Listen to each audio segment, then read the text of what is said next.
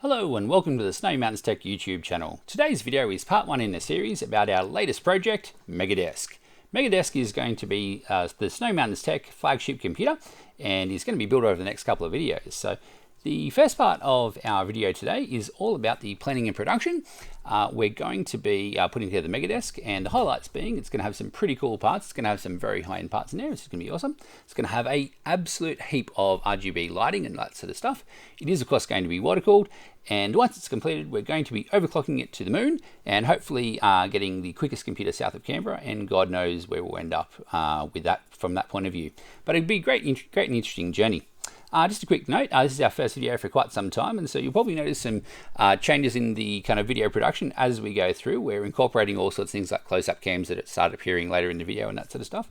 And yeah, we're hoping to bring you better quality videos as the series progresses. Anyway, sit back, relax and enjoy. This is part one of our video, all about the planning and the parts that are going into Megadesk, the unboxing and having a look at it and having a bit of a first quiz. And then part two will be our next one, which is the building of Megadesk.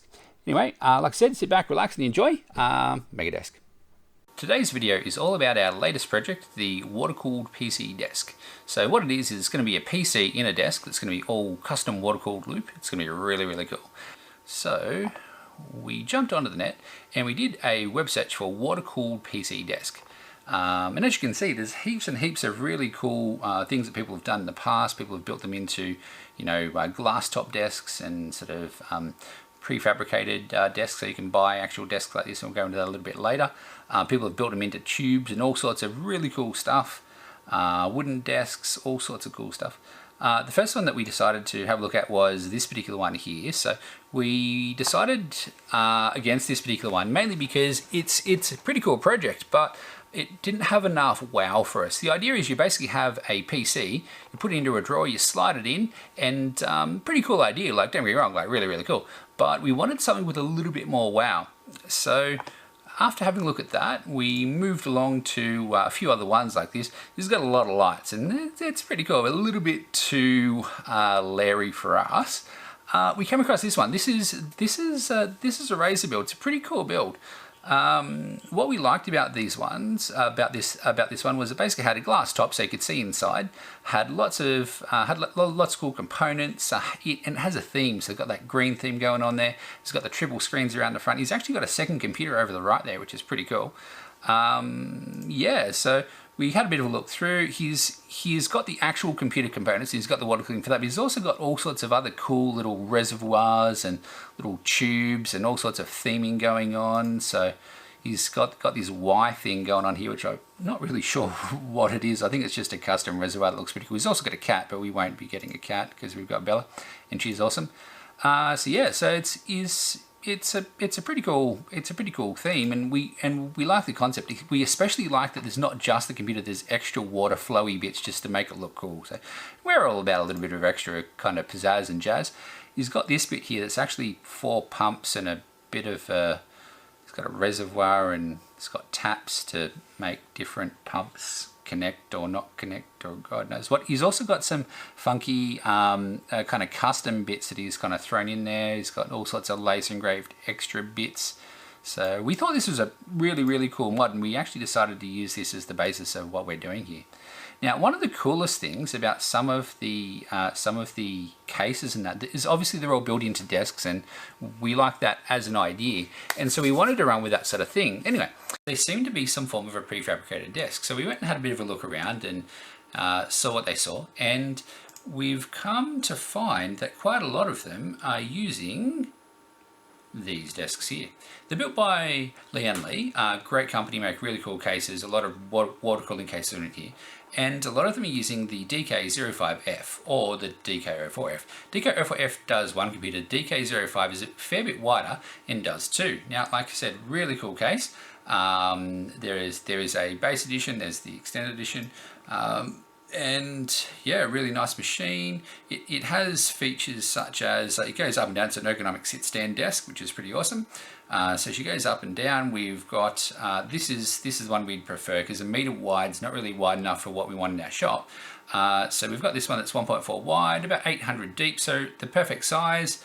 Even has a cutout for your knees so you don't mash your knees when you sit down underneath it, which is really good idea. Sit, stand, so it goes up and down. It's got glass on top. Awesome. You can actually switch it so it can be like transparent or opaque, which is really cool. So it sounds like a really, really cool desk. It's got RGB, you can flick it. It's got all sorts of awesome stuff. Takes all size motherboards, lots of good gear, obviously high enough for graphics cards. Everything's been thought out really nicely. Heaps of space, dust filters. Awesome. Okay, awesome. We found our desk. Tell them the price, son. Tell them the price. Okay, $3,700. Not today. Okay, so found a cool desk. Really, really good. All the features. A little bit above our budget. We'd love to be able to sell these things, and part of the idea of having them in the shop is so it's something that some of our customers might actually want, but at $3,700, it's gonna be pretty tight. Also,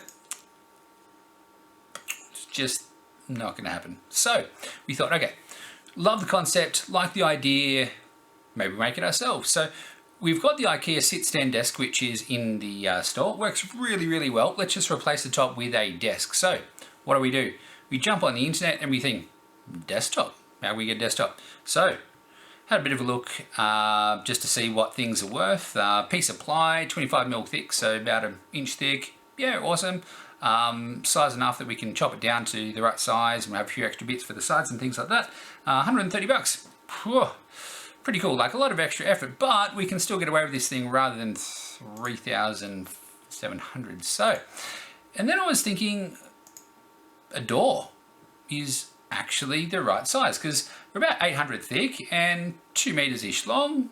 About 1.8 was going to be right. So yeah, so the door seemed like a good idea. So what do? We got ourselves a door. We got ourselves a few extra bits of timber and got to work in the workshop. So what do we got? We got camera 3.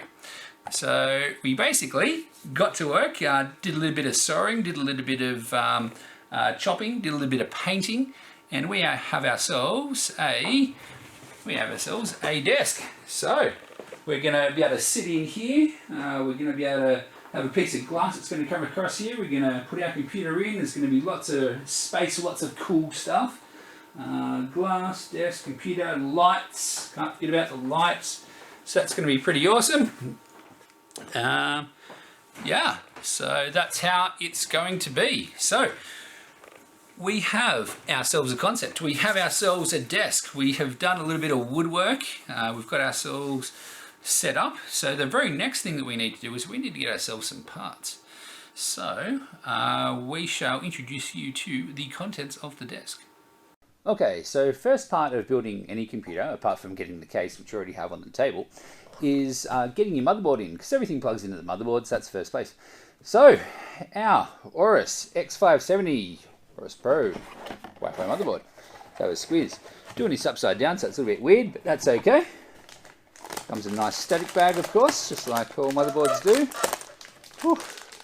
Little puppy over there. Get ourselves a motherboard. What else have we got? Some funky little bits. These are really cool. One of the most painful, annoying bits of putting together any computer is actually, there's our antenna, little Wi-Fi antenna. Little bits and bobs. What have we got there? RGB cable. Got a little, it's SATA cables. Put those over there because we probably won't be using it initially. A little Aorus badge, very important. Oh, badges are very important. Another SATA cable. No, for multiple, because this actual motherboard has a few bits of paper, manual of course, guarantee card by the look of it. Cool. Yeah, so motherboards can have a varying number of places to put things like SSDs and things like that. This particular board has 2 by the look of it, I'm pretty sure. One primary and one secondary. They both have heatsinks on them actually. Now the interesting part is some of your nicer motherboards have heatsinks and things like that for SSDs built onto the board itself. So that's how I'll explain that in a little bit. These bits here, so that's obviously where the processor goes. These bits here are designed to actually have like an air cooler, like click on effectively. They're a way of attaching them down. I've only seen one type of cooler that actually uses these. Almost all of them, you actually take these two little plastic bits off, and you sort of strap down the particular cooler that you've got. So for the actual straight AMD cooler, you take those off, and there's a back plate, and you just basically wind down the screws into the back plate. For a lot of the water coolers, they often have their own kind of version, that sort of stuff. So interesting. Just hasn't been widely adopted, which is a bit interesting. Anyway, this bit here and this bit here, these are coolers for the VRMs and chokes and things like that that are actually underneath here. This is actually going to come off for our CPU water block. Yeah, graphics card's going to go into there, probably with a riser so that we can have it away and separately just off to the side, purely for aesthetics. But yeah, you can clip them straight in, no worries. That's what most people do. We've got our power connectors. We've got SATAs if you want to, like I said, RAM. We've got our, there's a bit of our audio gear here. I believe there's a little bit of RGB happening around the sides there. We've got connectors for all of our front panel and that sort of stuff. We've got fan connectors, whole bunch of fan connectors on this one, which is nice. Another fan over there. Oh, crikey. 1, 2, 3, 4, 5, 6, 7. 7 fan headers, very nice. So the difference between your basic motherboards and your better motherboards are basically more kind of fan headers, more slots to put things in. Often really basic ones only come with 2 sockets for RAM. Just a few more features and things like that. Also, the more expensive ones generally have better power regulation, more MOSFETs and chokes, that sort of stuff. Yeah, so more front panel connectors. For example, this one actually has 2 USB 3 connectors, which is actually relatively rare on boards. This one also comes with Wi-Fi. So on the back of the board there, just on the back panel, you've got your 2 brass connectors there for your Wi-Fi. I've got a whole bunch of USB gear going on there. This one, ooh, what sort of... This one is, that's your network port, but it doesn't say whether it's 1 gig or 2.5 or 5 or 10 or whatever. You've got optical audio out. There's a whole bunch of audio outs there. So yeah, nice board, nice board. Now, the next interesting part with our motherboard in particular is we're going to need to secure this down to our table. Normally when you're building into a case, you've got little standoffs that are like a hexagonal little sort of hexagonal bolt, for want of a better way to put it, with a thread in the top that you go through your mounting holes there, and then into the actual standoff. Now with our desk, because it's effectively a painted door, we don't have those, so we're going to have to find a way to secure this down to our case. What we were thinking was a standoff is usually about sort of 5 mil deep. The reason for it is, if you look carefully, and I'm not sure whether the camera's going to show this, but on the back of the board there's a whole bunch of little of bits where things have been soldered down. You've got your backplate and that sort of stuff. These things you don't want to have crushed into the desk because you can bend these little pins together and then they short and bad things happen. So we're going to need to mount this to our desk. You may be able to see there is a screw coming through the motherboard here, which I've just placed in. We're going to 3D print a little tube that's going to go around that, and then the bottom of the screw will go into the set of timber. So that's what's going to hold it off the base. Okay, ladies and gentlemen, next thing we're going to whack in, next thing we're going to unbox anyway, and then put into the case is our 3080 water block. So this is the bit I'm kind of almost most excited about. The whole thing's pretty exciting. This is the bit I'm kind of most excited about. So graphics cards, 3080. So explain whilst we're unboxing. Graphics cards at the moment are hyper hard to get your hands on. Good ones anyway. Well, actually, I will rephrase that. There are good graphics cards about, but the higher end ones, especially the 3080 in particular, is very hard to get your hands on. Reason being is that there is a worldwide chip shortage going on at the moment. Whole range of different reasons for that. But effectively, the 3080 is the second highest in NVIDIA's range. The 3090, surprisingly, is actually slightly easier to get your hands on. What do we got here? We have, oh, this is all the paperwork. So, interesting enough, this one has a 4-year warranty, like quite a few of the Aorus cards. That's just paperwork. Yeah, so the 3090 is the highest one in the range, and is a little bit excuse me, is a little bit easier to get your hands on, purely because of the price. Not too many people are down for paying the $3 grand-ish price tag on a 3090. I should say $3 grand plus, because they do go up higher than that. They have included some of their own thermal paste in here, which is interesting. Be interesting to see what people say about that one. Now, the cool bit. The 3080, like I said, is the second highest, which is what this one is. Still hideously expensive. We're able to get this one from our supplier. Kind of big ups to Seth at Leader Computing. He's a bit of a champion. So, the interesting thing about this particular card is this big card is water cooled. Most of your graphics cards are air cooled, so use air to blow over the heat sinks and things like that. Whereas this one, as you can see, just pop that down to make it a little bit easier to handle. This one, as you can see, has two holes. Has two holes over here for water to go in, go through the card, and then come back out. I'm not sure if there's any. I should check up on that, whether there's an in and an out. Often a lot of water cooling gear, if it does have an in and out, it will be indicated by little arrows or something similar. This one doesn't appear to have anything of that ilk around. It does, however, have two power connectors, so need to hook those up. It is a 2-slot form factor, so we've got the two slots there. Some of the 3080s are 3-slot, especially with the air coolers. They tend to be a little bit larger. It's a OC Waterforce water block. Waterforce being just kind of Gearbike's name for any form of factory water-cooled graphics card. So quite a nice looking thing. You can see the main spot here where the main GPU will actually sit there. Has lots of little micro fins, and the water goes in, and then across those micro fins goes around and cools some of the other bits and pieces, some of the front side of the RAM chips. The memory chips are probably all laid out on the front side of the card because that's where the actual water block is. Graphics cards come in a whole range of different things. There are reference designs and there are sort of custom designs. This one is most likely a custom design where they've moved a lot of the hot components onto the front side so that you can more effectively cool them with your kind of water block. Some designs sort of need a rear water block as well to actually cool the actual rear sides, but there aren't, as far as I can tell, as far as I can see, there aren't any VRMs on the back, and I don't believe there are any memory chips in the back. So yeah, so interesting design. They've moved them all onto the front. You can see, apart from the main processor part, you can see a few copper heat sinks and copper heat pipes and that sort of stuff in here.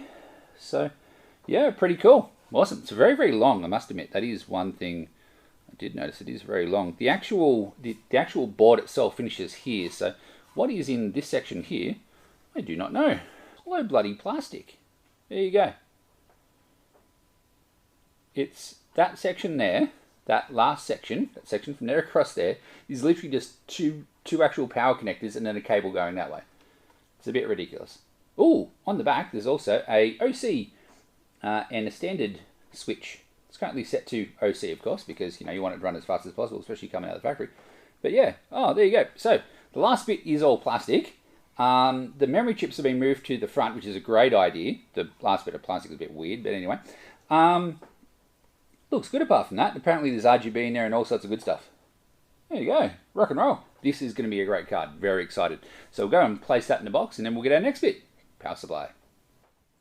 Okay, next bit we have our power supply. This is our PSU, our power supply unit. It is our Corsair 1000X, and it is a 80 plus gold power supply. What that means is it meets certain efficiency standards. It doesn't have anything to do with the quality. This particular one also has a 10-year guarantee, which we really, really like. Anybody that recommends, anybody that guarantees their product for 10 years obviously has a fair bit of faith in its quality. Power supply jug plug. It does have a IEC something thing. These are all of your modular cables. So these are the standard black ones, and they are very, very nice. In most cases, black goes really, really well. I believe I do have on order some funky blue cables. Blue is the corporate color for Snowy Mountains Textile. Blue and black. So got some zip ties there for a little bit of cable management. Important information. Can't imagine what that would be. Probably says don't leak the power supply. There are 2 pages in English. Caution, shock hazard, designed for indoor use only and all that sort of stuff. Is there any licking of power supply included? I'm sure it's in there.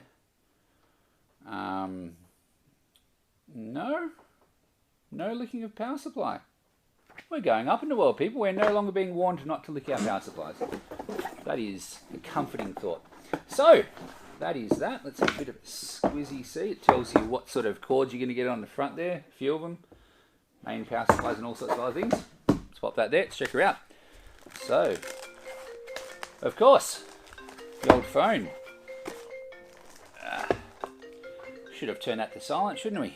Alright, so we have... Now, power supplies, interesting, come in varying wattages. This one being 1000 watts because we're going to have a fair bit of power draw from our graphics card and CPU. Oh, got a little sticker over the top there. It has a silent mode. There you go. Let's say silent mode. Oh, right. So silent operation in low to moderate loads. Fan will not spin. So don't be concerned if the fan isn't spinning. It's just being super quiet.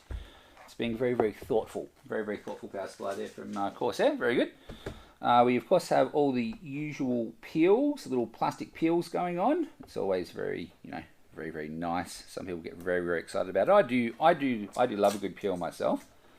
I like the super shininess that you get when it comes off, and I particularly hate it when people leave them on and then you get that, like, bits of sand and crap underneath. I don't know why you'd have it on a power supply. There's always dust and stuff when people leave on the peels and it looks horrible and stuff. But yeah, so standard power supply, we have our on-off switch on the back.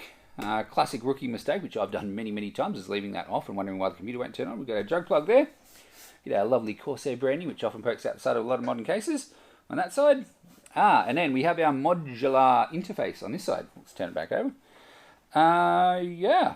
So we've had, so we plug in our various bits and pieces, our motherboard, our PCIe and CPU power, SATA power. PCIe and CPU is actually all that side, and SATA's all these ones here. Some of the people say, how do you know which way in to sort of put it? 2 things. The first thing is you've got these little holes, which is where the clip goes in, so that's a pretty good indication. The other thing is, if you look very carefully, there are actually different shaped holes with different corners cut off, and if you look at the plug and look at that, you can actually figure out which way to stick it in, even if you didn't notice the big clip on the top. So there you go. So that is our power supply. Pretty good little unit there. Reason we chose it, that 10-year warranty and the modularity and the availability of custom, nicely pretty color cables, and the sort of wattage being useful for what we're doing. Anyway, I shall go put that in the case, and we shall be back for the next bits. Okay, so we need to start doing some water cooling bits. So first things first, we'll pop some of these little doobies out of the way here, slide those over a little, and then we shall get onto the radiator. So radiator, fairly important part of the process. Again, we've got the EK XE360 triple radiator. Unbox that and we'll have a bit of a chat about it at the same time. So, radiators. You've got a whole bunch of things that make things hot. That's what the water blocks are for. They pass water over the hot bits and transfer it into the water. Water's very good at absorbing heat. A lot better than air. Air can only absorb so much heat. Water has a much higher... There is a word for this, and I'll think about it just after the video finishes, of course. Yeah, not going to come to me. So, water's good at absorbing heat, and once it absorbs the heat, transports around the system. The idea is it transports away from the thing that's getting hot, like the processor or the GPU. It then needs to get rid of that heat so it can come back around nice and cool again to cool off our parts. This is very nicely packaged. This is the EK radiator. The little, ooh, what's that on the end there? Looks like a giant Allen key. All of the fittings, giant Allen keys and things like that to put in all the fittings and that sort of stuff. So that's pretty cool. Just pop that off to one side, put that over there. Yeah, fairly nicely packaged. Obviously, radiator being a relatively important part, you want to make sure that it doesn't get damaged, because just like all of these things, we don't want to have any water leaks, because water and electronics, not the best of mates. So, a little bit of paper on the outside, it's just probably to protect the paint a little bit. So there we go. That's a little bit of a nice chunky radiator there, nice and thick. A lot of your AIO radiators are usually only about maybe a third to a half of that width. So this has just got a lot more surface area on those fins to transfer your heat away. So that's our radiator there. Let's put that down carefully. We just don't want to bend any of the fins for two reasons. The first is, slightly less efficient. The other is, we want to keep it looking pretty. We want to make it look good. So, yeah, so it's got a little EK badge on the side there. A little bit of protection will just peel off. Like I said, love a good peel. Oh, look at that. Nice and shiny. Nice and shiny on the end there. Okay, so we've got our two plugs there. So water's going to go in, come around and come back. There's a little bit of plastic in there that I'll pick out later with tweezers. So, now that we're getting into some of our component parts, we also want to start attaching some of our connectors. So the type of hosing that we're going to be using, it is a PETG tube. So similar to what you use for your water bottles. So it's the same thing that your Coke bottles and your water bottles are made out of, PETG. It's a food grade plastic. Not that these are actually giant drinking straws now I think about it, but and they would be safe to use as such. I'll pop these little puppies out. Now they come in different sizings. The size that we're currently using is 10 inside diameter, 10 millimeters inside diameter, and 12 millimeters outside diameter. There is a imperial equivalent for our American friends. Yeah, but that's the tubing that we're using. So to make that tubing connect, we have these are our. I'm going to find a better camera for this sort of thing. These are our connectors, and how they work is, for example, on our radiator, because we're going to want to connect our radiator to get the water flowing in and out. Ooh, nice and bright. It's a nice brassy color in there because it's brass end plates. These have a rubber gasket, actually a rubber O-ring technically, and that effectively just screws on very nicely. Just down onto that there. Now, how tight to make them? The answer is finger tight, but tight finger tight. Now, why does it give you in the package, again, needing a knife, they will give you in here what is one of the chunkiest Allen keys that most people have seen. You can get much bigger Allen keys, by the way, but I think it's looks like about an 8 mil. I'm saying it? No, 8ish mil. And you can put it in. You do not need to send these home. If you do, you will do damage. So just a little bit of, but not sent to the moon. Now, when you go to insert your tubes, you can just, now you usually want to prep the end of your tube. Actually, these ones are prepped really nicely. Strangely enough, coming from EK, they do it well. Just pop that in there. Whoop. Yep, there she went. And that is how you use a hard tube, and that is lovely. Now, obviously, when you do attach your tubing, you need to route it to where you need to do a whole bunch of tube bending. That is the most time-consuming part of an entire water-cooled build. So that is basically, though, how we attach any of the parts to the tubes, and then tubes then go into the other parts, and we flow it around the system. We then leak test it, which is the next important part. I'll start doing the fans. So these are the EK Radiator fans. The RAM overclocking is, you don't get as much performance out of a RAM overclock as you do out of a CPU or GPU overclock. It is the sort of thing that, you can make your computer run faster totally, but you don't get as much bang for your buck, as much improvement in processing power, as you do when you do some other things. Having said that though, if you're after the very top end, then it's totally worth doing. If we have our fans, and whether they pull or push doesn't make a huge amount of difference. When you're trying to figure out which way a radiator, a fan blows, effectively, if you take a look at where it catches the air, so it's catching the air as it spins this way. It's catching the air with the tip, and it's forcing it towards me. So it's catching it there, and as it spins, it pushes the air, and it's going to come towards me. So that is the direction that's going to go. So this is actually a blowing thing. What we can do is we can have our fans sitting on our thing like so, and we can have them blowing out. So we can have them pushing the air this way. If we were to do that, and we would have the air blowing out, then what we could do is we could have these fans blowing out, which would create a negative pressure within the case, and then it would draw air in the far side.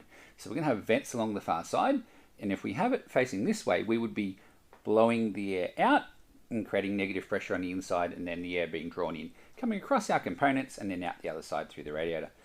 If we were to place the fan like so, we would be catching the air and pushing it this way. If we were to do that, we would be sucking the air through the radiator on the way in, and then positively pressurizing the case. So the case would be under a very little bit of pressure, and that would force the air out any openings, which would be the vents on the far side. So those are our two options: positive pressure, negative pressure. Out of the two, both of them are going to work. They're going to do a very similar thing. I must admit, I do not know 100% whether the fans are slightly better at pushing or pulling, but either way, there's not going to be a huge amount of difference. If we were to suck the air in through the radiator and blow the air across the thingy, we would effectively be heating the inside of the case a little bit, because the air coming in would be warm, and then you'd then have the warm air flowing over your components, which is fine. It's not going to be a big issue. If we were to have the air coming in, we'd then have cooler air blowing over our components, being heated ever so slightly, and then being blown across our radiator. Doesn't make a huge amount of difference. They're both going to work beautifully. The only difference, and this isn't a big one either, is if we have it facing kind of this way, we have these 4 bars that are going to be, kind of blocking the light, effectively blocking the RGB light. If we fling them over this way, fans do look a little bit better, just a little bit nicer, and don't have the air blocking, and yeah. So this is the direction where we would be sucking the cooler air over our components and then blowing out. So the combination of just having the cool air blowing over the components and then hitting the radiator and getting the hot air out of the case is probably a good idea. It is just a slightly nicer visual aspect for our fans to be a little bit more nicely lit without any sort of blockages and things like that. The combination of those two things says to me, hey, let's pop them this way, and yeah, go with that orientation. Now, with your fans, you have your fan, and then you have your cables. One of them is for RGB, one of them is for power. RGB being, of course, red, green, blue lighting. So we've got our lighting cable and we've got our power cable. Our orientation, whether we place it that way, or that way, really the only thing that really makes a big difference is where the cable comes out. Now, for our particular application, we don't really want the cable coming out on top, because we're going to have to run it down and across the board to get back to where it needs to be. So you may as well have the actual cable coming out the bottom. So we can either have it coming out there or coming out there. In this particular case, I might just have it coming out the bottom there. So we're going to sit that like that, and then we'll have our other fans, if we have heaps, another 2 for this one, here and here. So what we'll do is we'll probably go fast forward for this one. We're just basically going to screw them in and make it all pretty. Okay, so we have ourselves one fanned up radiator. So that's pretty cool. So that'll sit in the end of our case like so. When there is enough space for 2 of them. I'll just grab the other radiator and do the same thing. I won't bore you with the details. Okay, so the next piece that we're going to unpack is our pump, our EK Quantum Inertia standalone D5 pump. Here we go. Now, what delights will we have in here? Hopefully a pump. So we've got our little there, high performance liquid cooling product. Made in Slovenia of all places, actually, EK. There you go. How does that, oh, that goes this way. Fantastic. Slide that little devil over there. Do not forget other EK products for your liquid cooling system. No worries. We've got them pretty solid. That is a plastic Allen key. One assumes that it's plastic so that you don't over tension things. Oh, it's a little bit bigger than I expected. Oh dear. I've heard. Yes. There we go. Okay, I'll try to keep my jokes as PC as possible. You know, starting a channel and all that sort of stuff, you need to try to do the right thing, don't we? Okay, so we have a beautiful D5 pump there. We've got our power cables out the bottom. Got our RGB hanging out there. We've got our exit and our entry. The water will, well, the liquid, the coolant will go in here, and it shall be spun and pushed out the side, out here. So, and then we shall mount it using those little doobies there. But yeah, for some strange reason, I had pictured this in my head when I saw them. I assumed it was going to be slightly smaller, but there we go. Very nice. We have ourselves a pump. We shall go and place this in our enclosure and move on to the next part.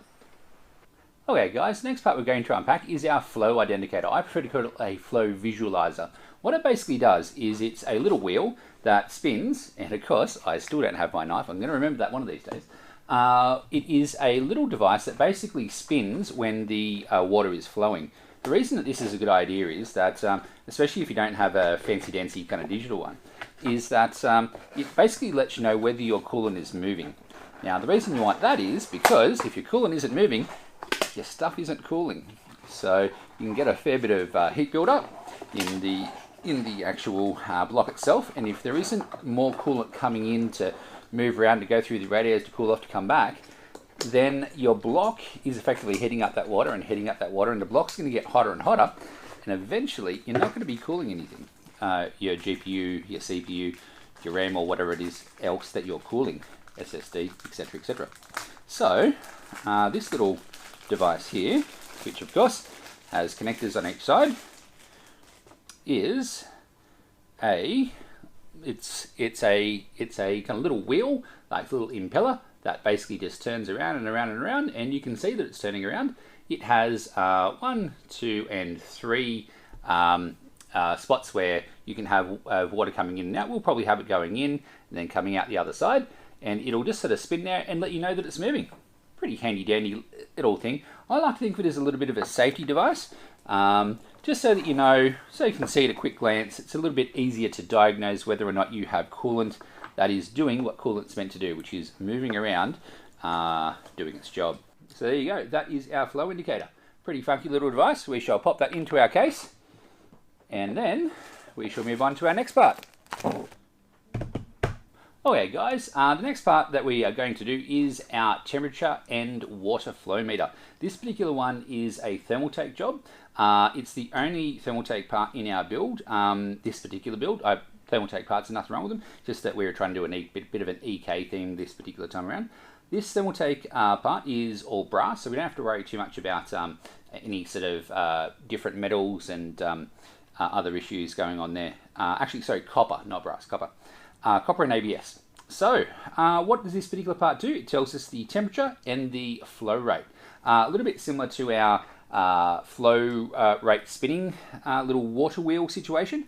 Normally you wouldn't bother having both, but in this particular case, I'd actually ordered the water wheel already, and then I saw this and couldn't help myself, so that's how sometimes things happen.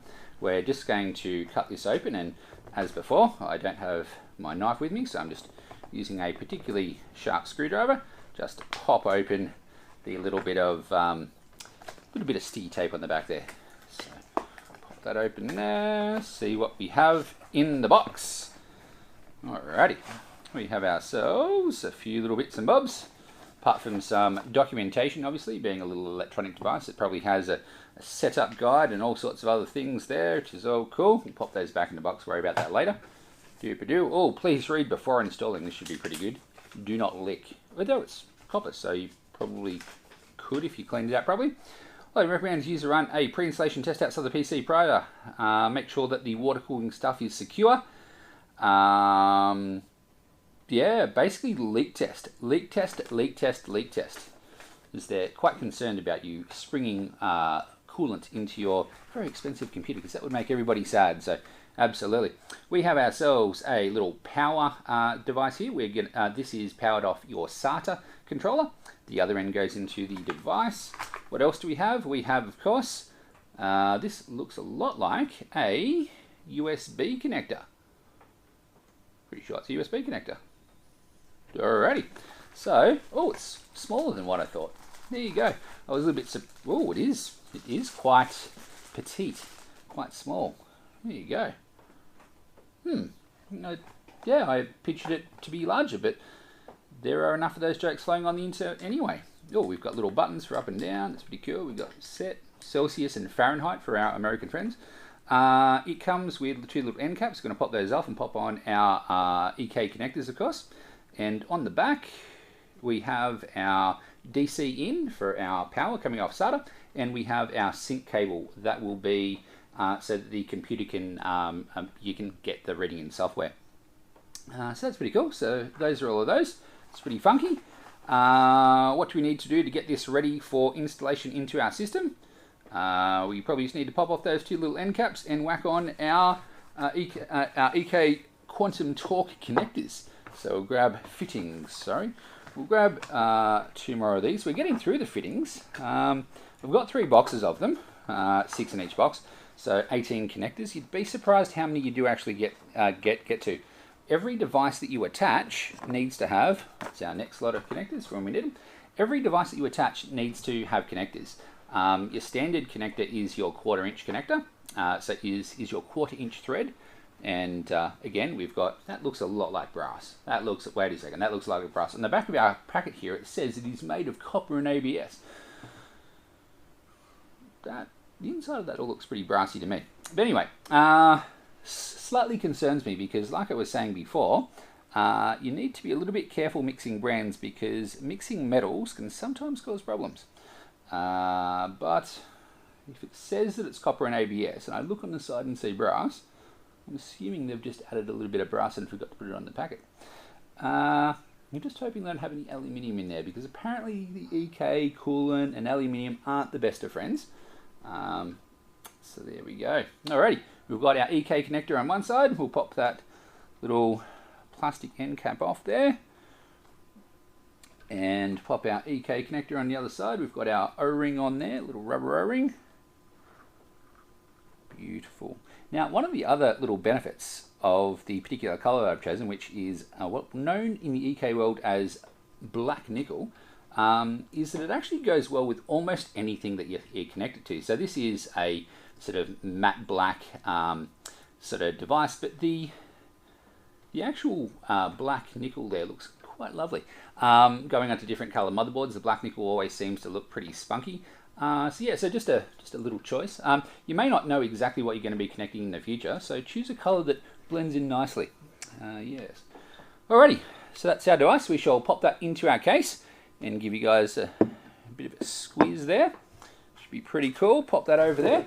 We then need to move on to our next part. Now, we've gotten through a lot of the various different parts here, and probably the next thing to have a look at are our CPU water blocks. Now, CPU water blocks come in 2 main flavors. The first water block is basically just a block that goes onto the CPU, pretty self-explanatory, and that's what I had initially ordered. So that is this little devy here. Beautiful water block, runs really nice, got RGB of course, because it's a Snow Mountain Steak build, it needs a little bit of RGB. One day we may actually do a build that doesn't have RGB. You know, it's possible, it probably won't happen soon. And anyway, that was the first thing we ordered. Brilliant, good, happy days. Would have been super happy with it. But was cruising the internet and I noticed that there was another block available, and that block is this one here. This particular water block also fits our CPU socket of choice, which is the AM4, but it also covers the VRMs, which are the little square devices, usually square, they can be all sorts of shapes, but usually little square devices around the outside of the CPU. Now, these particular devices also get very, very warm.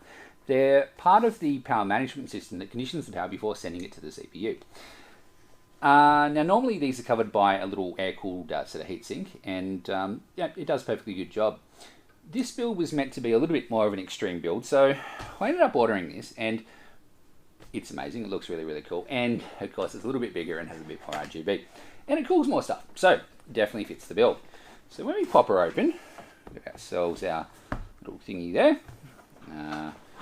Ourselves a standard EK packaging, which is always quite nice. Do not forget the other EK components, of course. Buy more stuff from us. Yeah, all good. We have, ooh, what do we got here? Oh, look at that. Look at the size of that little baby. Wow. Very nice. So that is a monster block. That is pretty cool. Pretty nice situation we've got going on here. So we've got our intake and our exit and all that sort of good. It is, now this particular one, the standard water block is to fit the AM4 socket. This particular block fits a particular motherboard, and that's the issue there. This particular one is called the X570 Master for the Gigabyte Aorus motherboard. Now, that particular one, we looked high and low, we couldn't find a X570 Aorus motherboard, so an X570 Master Aorus motherboard around because it's been replaced with the X570S. It's probably the same size and layout and all that sort of stuff. We couldn't guarantee it. This particular one also happens to fit the motherboard that we have got, which is the Aorus Pro Wi-Fi. And so we're going to be installing that on this, and it'll fit beautifully, it'll work lovely. So, like I said, really nice one. Covers the VRMs, covers the, actually might as well pop the, actually we'll just go through the, let's go through the rest of the box here.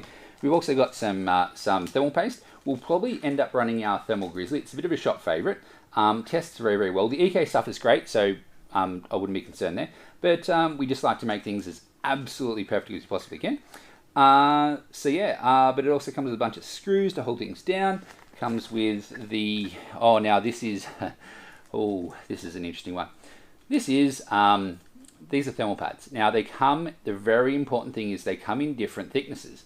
And looking in here, we have we have two of a particular thickness, and one of a slightly thicker one, and another of an even thicker one. You need to read the manual and put the appropriate thickness one in the appropriate part. So when you are installing thermal pads for any of this sort of water cooling stuff, obviously if you've taken apart a graphics card from its factory state, it will not be covered under warranty. So you just need to be super careful that you follow all of the instructions and just make sure, just take your time, make sure that all the parts are exactly right. Because it could lead to a lot of sadness and a very nice product that you have bought dying quickly, if not instantly. So just be a little bit careful with thickness of thermal pads and exactly where they're meant to go. Anyway, now getting back to our CPU block, I like how they've got these little anti-tamper stickers. So if you open it, you tear the sticker and therefore they know, which is fine. Makes sense. Cool. It also protects the customer because then you know that your device has not been opened previously. Cool. Now, let's slide this little puppy out. Whenever I take these apart, now anyway, I always take a little bit of extra attention just to see how it's constructed, because we're actually going to try to make our own reservoir. So we're going to use a standard one at the start, but we're actually going to try to build our own reservoir. And it's going to be very interesting and possibly a little dangerous, but we're definitely going to give it a go. So how they are constructed is on the side, you basically have a kind of metal rear section. That bit needs to be taken off before it comes in contact with the processor. The processor is going to touch there, and these bits here are going to be where the VRMs are going to touch. Obviously, thermal pads of the appropriate thickness are going to be attached to there and there. Thermal paste will go on here, and then we'll pop it on, and that will contact the processor, that will contact the VRMs. Everything will be cooled beautifully by the water that flows in and around. Now, the back part of it is metal, copper with a nickel coating in this particular case.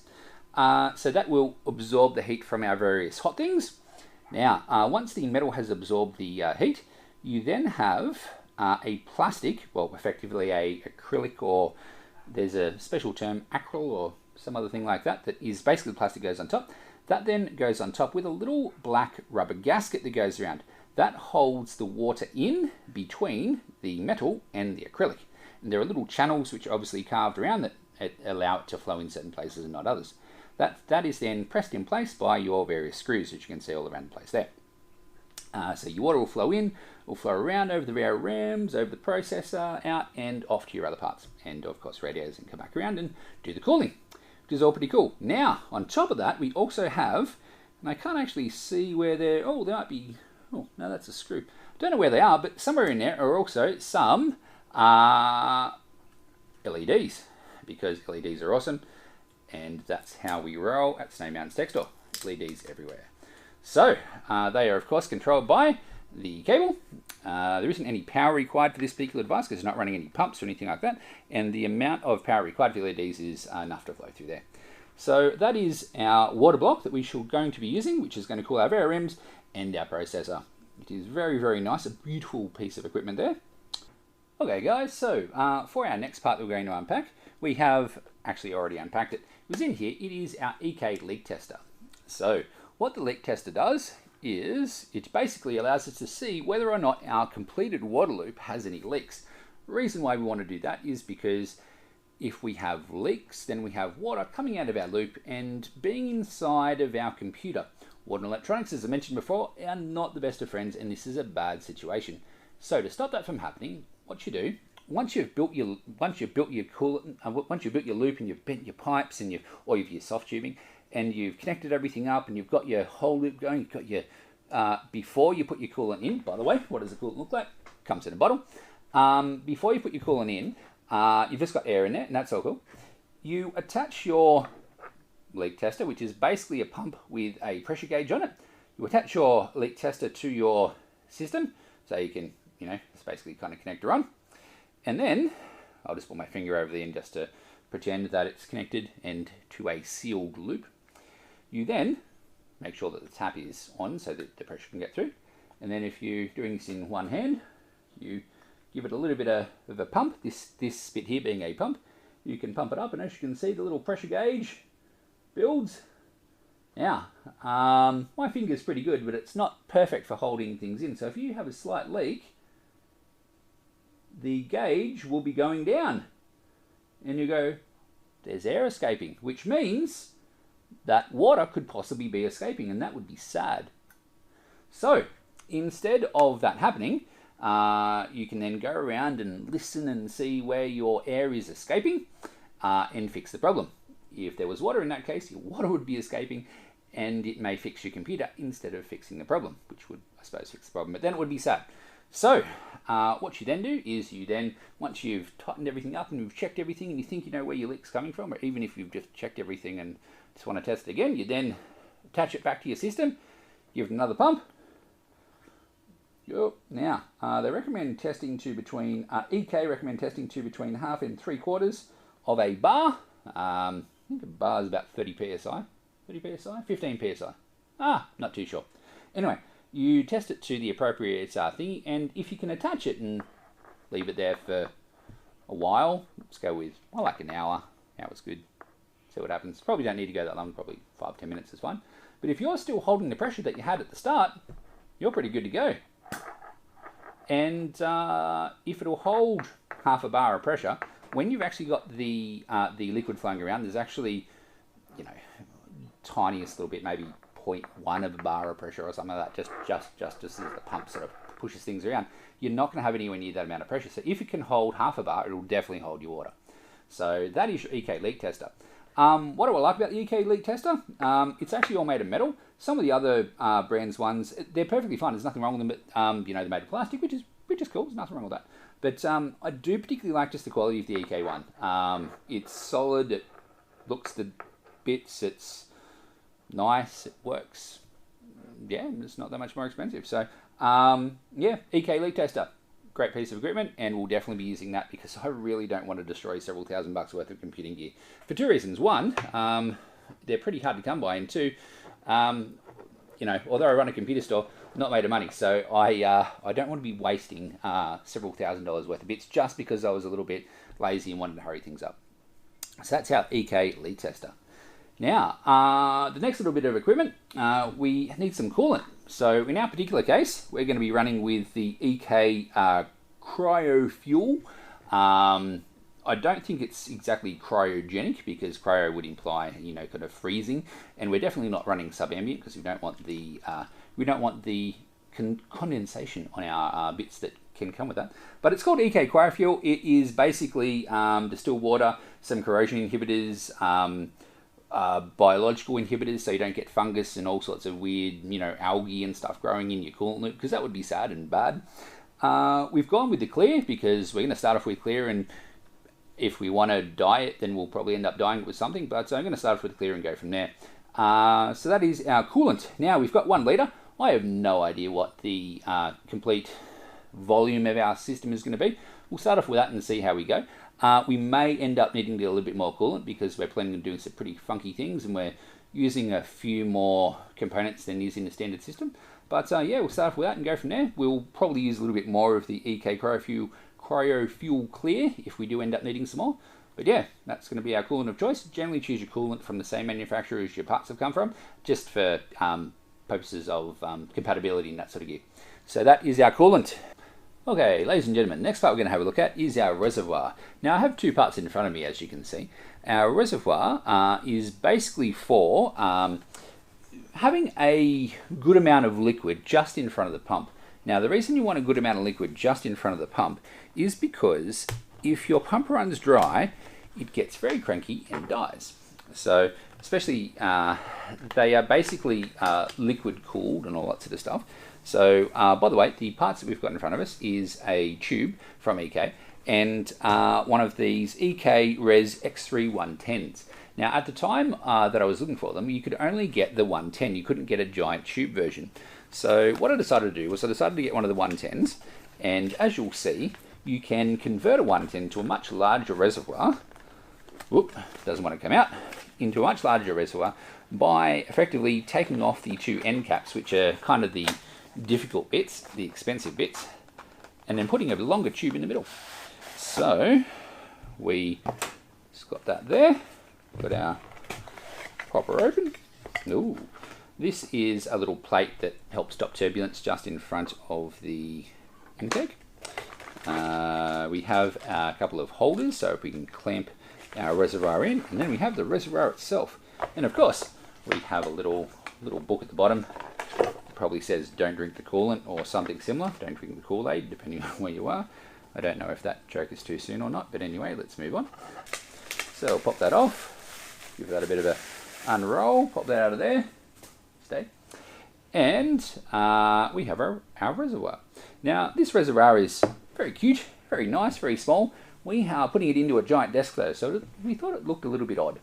So what we're going to do is we're going to be taking said reservoir and we're going to be embiggening it, if that's even a word.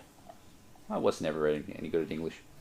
So we have end caps, POM acetal, ACETAL, which is a type of acrylic that's meant to be really good for thermal expansion and engineering and stuff.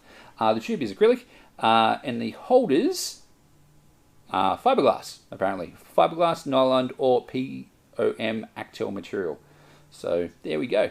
Yeah, the initial capacity is 160 mils, and the height is 110. This, no doubt, is a lot bigger. So we have our little O-ring there. So there we go. So what we're going to do is we're going to take our tube. We're just going to thread that very carefully so we don't cross-thread it onto the top there. Our little O-ring is still in place. And we have a much bigger reservoir. Yes, because size is somewhat important with reservoirs. Yes. So, in the bottom of our reservoir, we have several entry and exit holes. We need to make sure that we choose the appropriate ones, because that is look good, you need to make sure that you have your coolant flowing in the right directions. And of course, we're just doing a little peel on our little sticker there, because you know how much I hate leaving the sticker peels on. Oh, get that off there. And yeah, so there we go, make that all nice and pretty. Oh, look at that, nice and shiny. Gotta love the shiny bits. Okay, cool. So we shall detach our very short but wider tube there. So what we'll do to put it together is we'll just peel off these little bits of facing material that are there to keep it super shiny until it's in the customer's hands. Make it look very, very pretty, because if you're going to spend the time of putting together an open loop water cool system, you want it to look nice. Yes, make it pretty. There's nothing wrong with making things look pretty. I mean, things are a bit ugly, it's okay. I mean, look at me, I'm not the greatest thing in the world, but if you can make them look pretty, then we definitely will. Now, it's got a little, it's got a little slot there, which this should fit in. I don't know if there's a correct direction. Doesn't look like it. So that will just go into the slot. Looks like it's a pressure fit situation. So we'll get it lined up. Third time's a charm. Give it a bit of a push. Oh, she feels like she's clicked. So that just sits in there like so. Like that. Now, I mentioned there's a few other holes. So you've got those two there, and one on the back there. So those are for entry and exit and all that sort of stuff. So that shall go on, making sure that we have our little white O-ring there. That shall just go on the top there. Make sure we don't cross-thread it again, because types of, irregardless of the exact material, there are types of plastic, and plastic is not great if you cross-thread it, because it does tend to deform, and that's not what you're after. So just not too tight, but just tight enough. And we now have ourselves, instead of our tiny shorty reservoir, which, you know, is mildly amusing, don't get me wrong, we have a much longer, larger reservoir that should hold more fluid, and in my opinion would look prettier, which is basically why we've done it that way. So we have ourselves our reservoir that we're going to use initially in place. We're going to pop it over into our case and give you guys a look and see what we have so far. So with our desk, we are starting off on the left hand side, and we have ourselves our radiator over here, which is going to flow into our reservoir, or into the top bit. It's going to go down through our reservoir, flow out of the reservoir into our pump, out of our pump, and into our flow meter, just so we can see a little bit of visualization. Out of our flow meter into our graphics card, out of our graphics card into our motherboard. It's going to go down through all the various bits of our motherboard, and once it comes out of our motherboard, we're going to go into our little flow meter and temperature thing to see what the hottest temperature it possibly is as it comes out.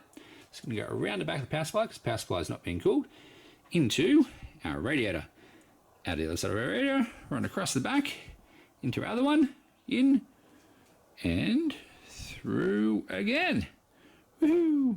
In and out, in and out, in and out.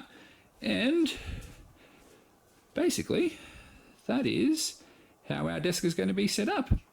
Where we're going to put our custom reservoirs, we might put one over in this little section here, and in this little section here. So we've got all sorts of fun things to do. Need to plumb everything up and make it all happen and get it filled and get it tested, and should be awesome. Okay, so we have the last couple of bits that have arrived at the desk just in time for the start of the build. We have ourselves we currently have and I'll show you this one on here, little close-up camera happening. Yeah, so we got ourselves a Ryzen 5 5600X. The reason I've got that is because we do have a 5950, but this may take a little while to build, so we wanted to have something else in there just whilst the building's going on and taking up the spot, so that we can get all the heights right and all that sort of gear. And then when we actually put it into proper production, it's going to work. Then we can quickly swap out this one for the actual main full power jobby. But yeah, it's a nice processor, but we're just going to use it in the short term just to make sure everything's working and that sort of stuff before we whack in our full power processor. So that was the first bit that arrived, and it's important that we have a processor in there, otherwise we can't get the heat sinks right and that sort of stuff. Second bit that has just arrived is our And again, show you this one on the close-up. This is our RAM. We're going to be using the Crucial Ballistics 3600 megahertz CL16 RAM, I believe. There is a CL18 version. CL16 just has slightly better latencies, so we're going to give that a red hot go. Now, you may have noticed that with a lot of lighting in this case, we're actually using a non-RGB piece of RAM. Now, the reason for that is the next piece of equipment that has arrived, we have ourselves our EK Monarch RAM cooler, which is pretty cool. Something not a lot of people do is the RAM cooling. So what these are actually heat sinks that are going to go on our RAM. And once the heat sinks are all on top of the RAM, then we have our, that's that bit there. This is a RAM cooling block. So that's going to go on top of the heat sinks, and the water's going to flow through that. So the heat's going to come out of the heat sinks, so off the RAM, into the heat sinks, travel up the heat sinks, and then onto the top plate. And the top plate is going to be water cooled. So that is what these two bits are here. Now, getting back to the RAM. The reason that we've got non-RGB ones is because the heat sinks on these are going to come off anyway. So there's not much point getting RGB, and they're going to come off, so we're going to waste them anyway. So I've got the non-RGB version, and great RAM, really good RAM, love the Crucial RAM. So we're going to be using that with our RAM cooler. Another bit that arrived is our M2 hard disk water cooling block. So we'll have a bit of a squizzy at that, and yeah, we'll go from there. The first thing to have a look at, we've all seen processors before, so we'll pop that away. The next part that we're going to have a squiz at is our RAM cooler and our RAM heat sinks. So actually, yeah, let's definitely do that first. So we have our RAM, wonderful, good gear. We need to put some different blocks in it, so that the blocks will basically no knife. That's why we have screwdrivers. So we'll give that a bit of a cut and inspect, make sure it's all arrived properly, which I'm sure it has. So we have ourselves in here a couple of screws and an Allen key and that sort of gear. Now this is the good bit. We have, put that out of the way. We have some RAM heatsinks. So we'll pop that off there. We've got our classic EK tamper-proof stickers, as we've seen on many of our other parts. Yeah, 2 parts. Pop that one out there. So each of these boxes has a pair of parts. They will go together. Actually, might as well swap to the close out for this one. So it is a, pop that out of the way. So it is a pair of parts. So as you can see there, it's basically a heatsink there and the heatsink there. The RAM goes in the center here, and then they slide together, and that goes onto the RAM with the RAM in the center there. As you can see, there's a bit of a gap in the middle. So the RAM's going to sit in there, and then when the actual RAM gets hot, the RAM's going to sit along here. The heat's going to go into the metal, travel up to the top, and on the top, I'll whack this together. On the top, there are two. Let's see if we can get the light to sit on that right. There are 2 screw holes, one there and one there. Down the other end there. And those are where the top is going to go. So you're going to have all of your RAM sitting there. You're going to have 4 of them, obviously. Is that going to stand up for me? Come on. Awesome. Don't bump the table. So that is going to sit there. See if we can do some dominoes. One there. Whoop. That one there. Stay. So we're going to have our RAM sitting there, and then probably should make note that we will have kind of thermal pads which are going to attach our heat sinks to our RAM. But once we've got that, swap back to this one. So once we have our RAM attached, and we'll do that in the build part of the video, we pop out our water block, which goes on top. So that'd be this little puppy here. Take it out of the plastic with our tamper-proof stickers. Don't drop it. That would be sad. So we have a cold plate here, and then we have our EK water in, water out situation with the little gasket to make sure it goes there. Now, obviously, we'll get the spacing right when you actually do it, but that will sit one there. Yoink. So that'll sit on there, and with the idea being that we will have our RAM get hot, it'll come up, we'll go across and then into the water block, and our water will go in, get transfer the heat and come out. So that is how our RAM is going to get cooled. Most RAM is normally just cooled just with the standard heat sinks. May as well pop the RAM out and show you that whilst we're here. Most RAM is cooled just with the usual heat sinks, and they are just bits of metal that conduct heat away from the microchips that do the remembering. So that's your just standard bit of RAM. Just standard bit of RAM there. This particular RAM being Crucial Ballistics, kind of DDR4. Lovely RAM, like I said, and it comes with its own heatsink, but we're going to pop those off and pop these ones on so that we can water cool it. So there you go. That is your regular RAM.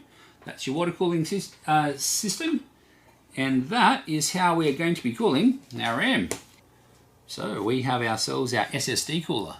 How do you cool an SSD? Well, SSDs, much like a RAM chip, are basically a stick.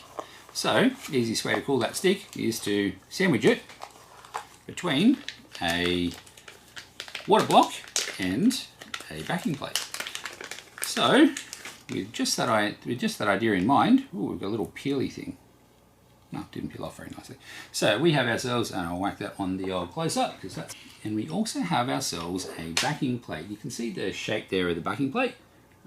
See the little kind of cutaway cross section there. It's basically a little C-channel top and bottom. What the idea is that when you get your SSD, it's going to sit in the middle, and then using the thermal pads included, of course, this is going to be sandwiched in between these two parts, and then affixed, screwed in, there, and there. It's got four screw holes. You can see top right, top left, bottom right, bottom left.